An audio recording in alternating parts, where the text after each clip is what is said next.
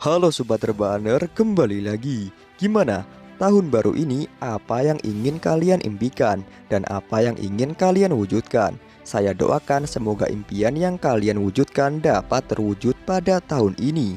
Pada kesempatan kali ini saya akan merangkum alur cerita film yang menceritakan tentang seorang korban dari keluarga psikopat yang memiliki bisnis menjual obat kecantikan yang terbuat dari kulit wajah manusia. Gimana keseruan aksi pada film kali ini?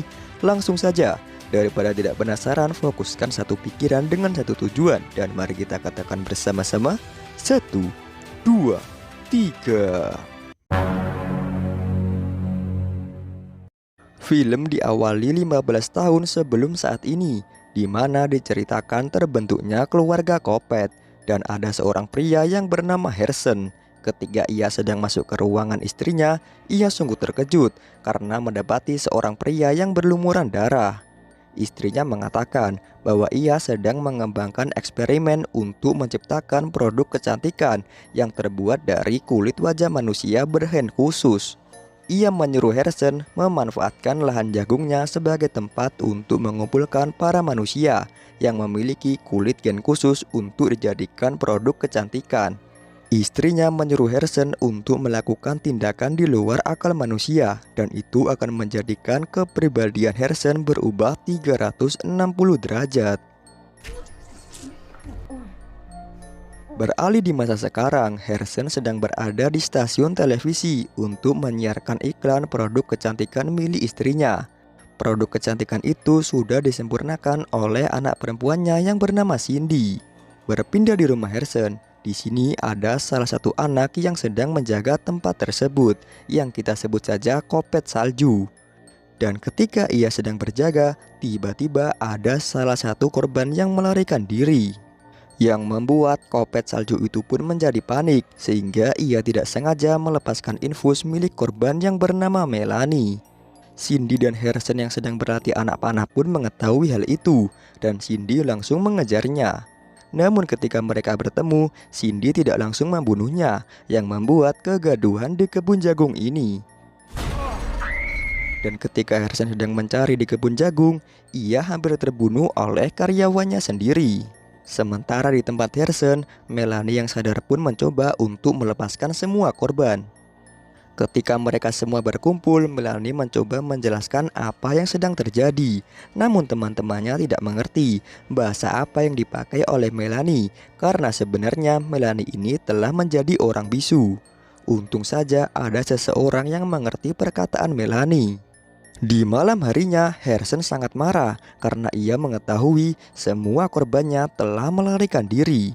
Ia pun menjadi bingung karena aset berharga untuk produk kecantikan sudah hilang.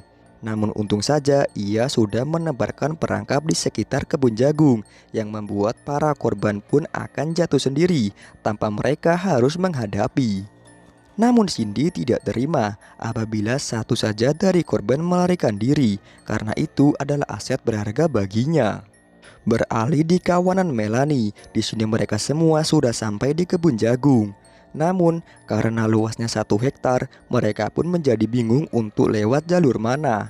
Melanie menyuruh semuanya untuk tidak lewat jalur biasa. Dan seorang pria pun memberanikan diri untuk membukakan jalan agar mereka semua dapat selamat. Namun tiba-tiba,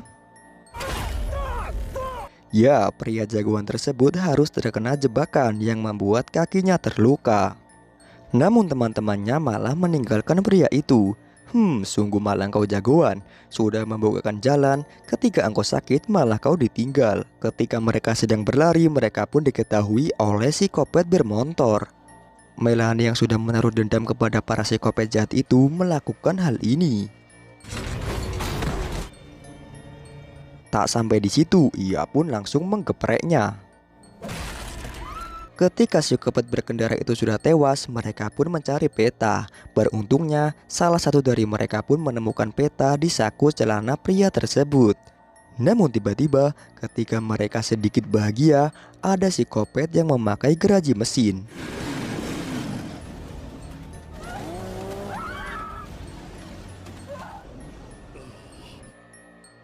Beruntungnya mereka semua pun dapat selamat dari kejaran psikopat geraji mesin. Namun tiba-tiba salah satu dari mereka pun harus terkena jebakan. Dua dari temannya yang melihat itu pun melarikan diri dan ia tidak memperdulikan kawannya. Namun Melanie dan dua temannya lagi membantu wanita tersebut. Namun ketika mereka berhasil, tiba-tiba ya, ternyata temannya sudah terpanah oleh Cindy. Mengetahui yang memanah adalah Cindy, Melanie pun datang dan mengajaknya bayuan. Namun dua temannya meninggalkan Melanie yang sedang war.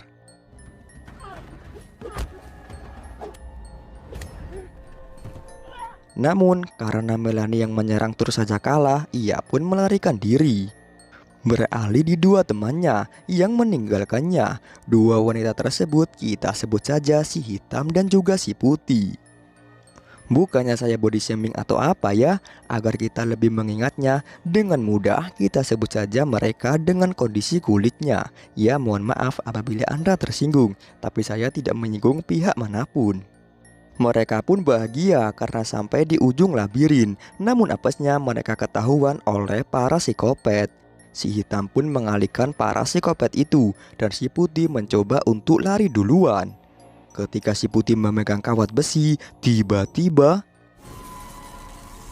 ya, ia pun harus tewas karena kawat itu memiliki tegangan listrik yang sangatlah tinggi. Kembali ke dua teman Melanie yang meninggalkannya. Ketika mereka sampai di tengah-tengah, ia pun didatangi oleh teman perempuannya. Namun tiba-tiba ya, darah yang keluar mengenai mata psikopat yang membuat dua temannya bisa melarikan diri. Dan kita diperlihatkan si hitam yang ditangkap oleh salah satu psikopat. Melanie yang melihat itu pun membantu temannya. Namun naasnya, dua psikopat pun datang.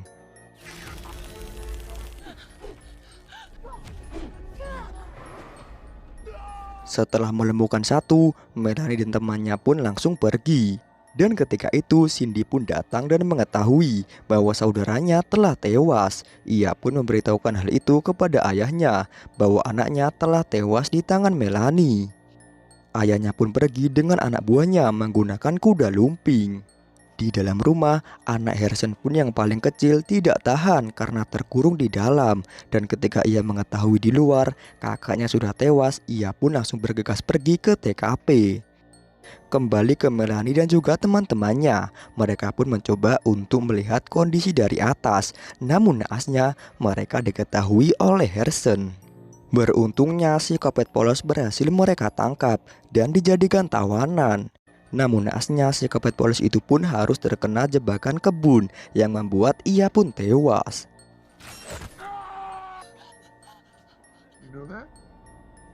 Ketika melihat psikopat salju, ia pun menghampirinya dan akan menikam. Namun tiba-tiba saat mereka mendekati, kembali ke si hitam. Di sini ia sudah sampai di luar. Ia pun meminta tolong kepada seorang pria tua, dan pria itu membukakan pintu untuk dirinya. Dan kini Melanie dikejar oleh Cindy. Namun ketika ia akan keluar, ia dicegah oleh Harrison. Cindy meminta Harrison agar Melanie bayuan dengannya untuk meneruskan pertarungan yang tadi belum usai.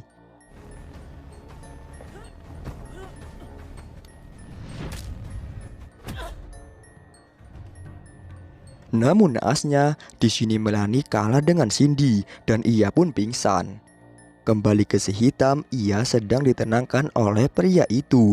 Namun tiba-tiba ada suara ketukan pintu. Dan ternyata itu adalah Harrison, dan pria tersebut adalah anggota dari psikopat. Ketika Melanie terbangun, ia pun diikat di sebuah kursi, dan teman-temannya yang masih hidup dijahit oleh keluarga psikopat. Harrison yang tidak terima atas perilaku Melanie, ia pun mengeluarkan isi perutnya. Namun Cindy menolaknya karena Melanie adalah salah satu aset yang penting bagi pembuatan produk kecantikan. Namun Harrison tidak peduli dengan hal itu karena nyawa anaknya harus dibalaskan. Dan Melanie pun harus tewas dengan perjuangan yang sia-sia. Beberapa hari telah berlalu. Harrison mengajak para investor untuk berinvestasi di bisnisnya dengan mensuplai kulit manusia untuk dijadikan produk kecantikan. Dan film pun tamat. Itulah film yang dapat saya rangkum. Gimana sobat? Keren gak film ini? Untuk kalian yang suka dengan channel ini, jangan lupa berlangganan dengan klik tombol subscribe. Bantu saya untuk terus membuat alur cerita film yang menarik untuk kalian tonton. Saya Media Film mengucapkan terima kasih telah menonton channel ini. Saya undur diri. Dadah.